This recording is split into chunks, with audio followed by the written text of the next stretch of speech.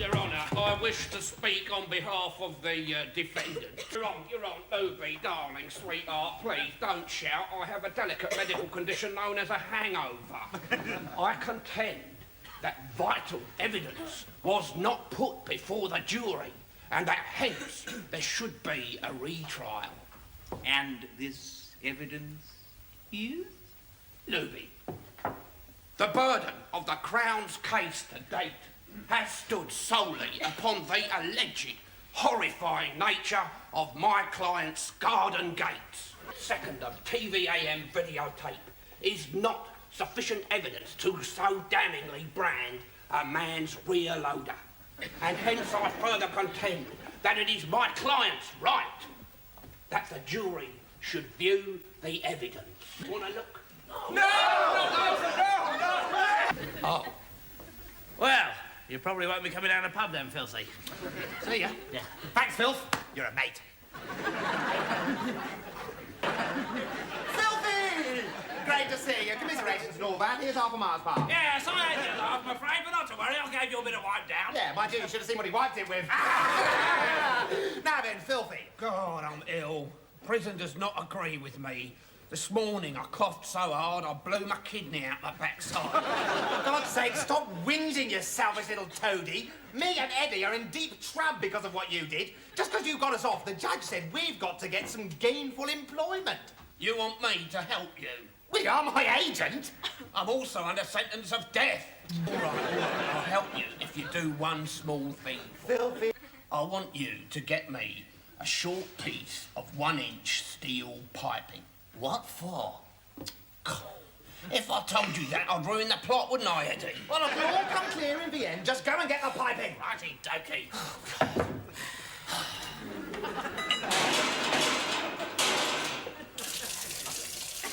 Here you go, Filthy. Hey, here's a bit of a gag to lighten the tone. What's the similarity between this toilet bowl and your head? I neither know nor care. Right, well, daughters, I've been thinking, and it strikes me that to date your career can be summed up in 2 words. Complete disaster. So, the first thing we must ask ourselves is, what are your qualities and talents? Right, well, that's that out of the way. What shall we do next? This is no time to mince with words, Eddie. We must be honest. Richie is a lying, which means you are ideally suited to be... You mean join the scum? Become a journo? Yes. What you've got to do is go and see Dingo Wucker. I should like to thank all my clients for their many letters and messages of support. Unfortunately, there haven't been any. Also, if the landlord of Biggin's illegal drinking joint and peepo bar is tuned in, I left an unfinished drink in the snug the other day. Pop it over, be a looby. Bloody do-gooders. It is a far, far better thing that I do now than what I have ever done before. So I did know that, Eddie, actually. Ironic, really. First one I've had in 15 years and I won't be here to enjoy it.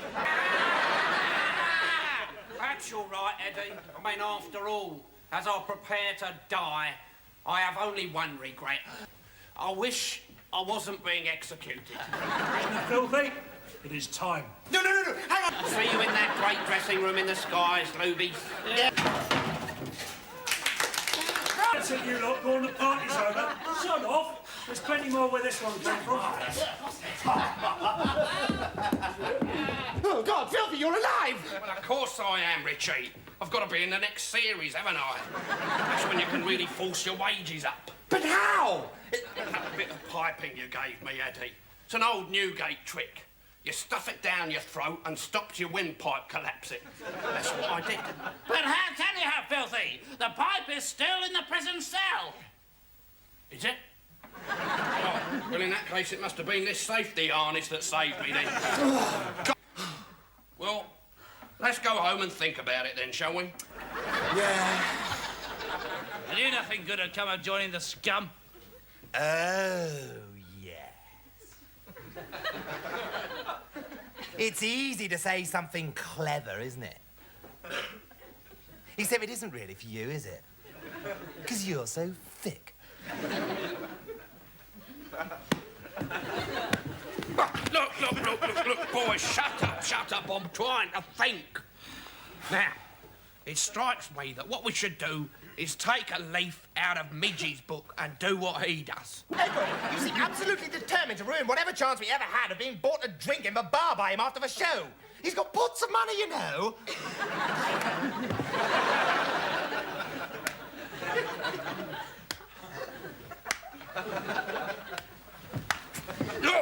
Look, stop it, boys, shut up.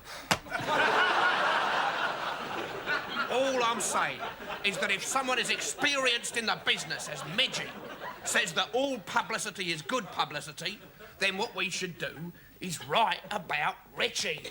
Of course! Get paid to promote my own career! And what are we going to write about your fascinating lifestyle? Well, lots of what I do is very fascinating indeed. I'm sure the Gen Pal will be very interested to read about my outrageous exploits. That's right, Richie, you tell him. Yeah. Like what? What about my drug problem? Which is? Look, can you boys have forgotten so soon the first rule of journalism? Lie. Of course! You just make it up. It's got to be spicy and with it. So, Richie, don't be ridiculous. That's far too chintzy. Yes. What you need is innuendo. Now, I'm beginning to have second thoughts about this whole all publicity being good lark. I mean, I've been in the business a long time. I can remember when Andrew Gardner blew off on news at 10. Bong. Good evening, this is the news. Tense moment. The nation held its breath. So did Anna Ford, I'm told. Of course it's real, Richie, darling. Couldn't be realer. Now, it seems to me that as journos, you are in a unique position to destroy careers here. And if you destroyed enough of them, there'd only be Me left. Exactly. Well, why the hell not? I deserve a lucky break as much as anyone.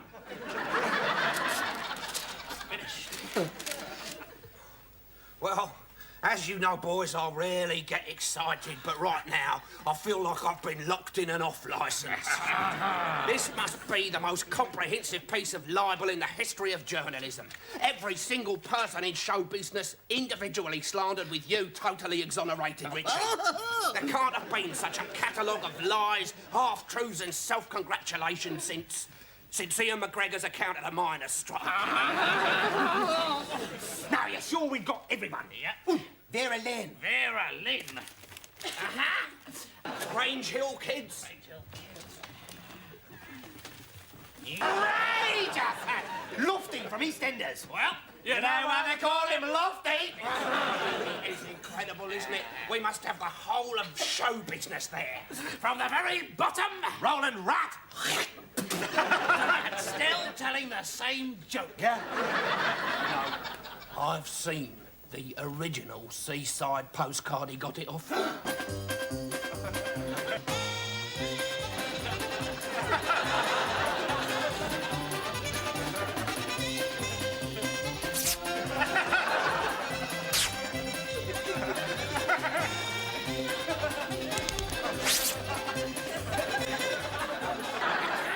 This is absolute dynamite. We're going to blow every other paper off the street.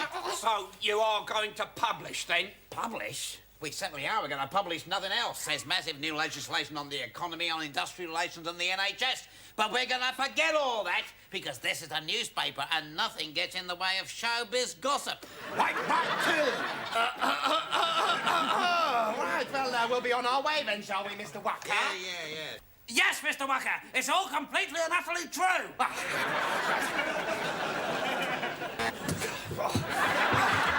Oh, dear. Never worked so hard in all my life. Get the telly on. Which channel?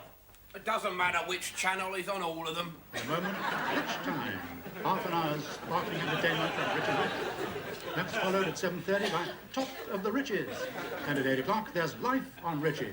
A fascinating insight into the natural evolution of Richie Rich. Rich time.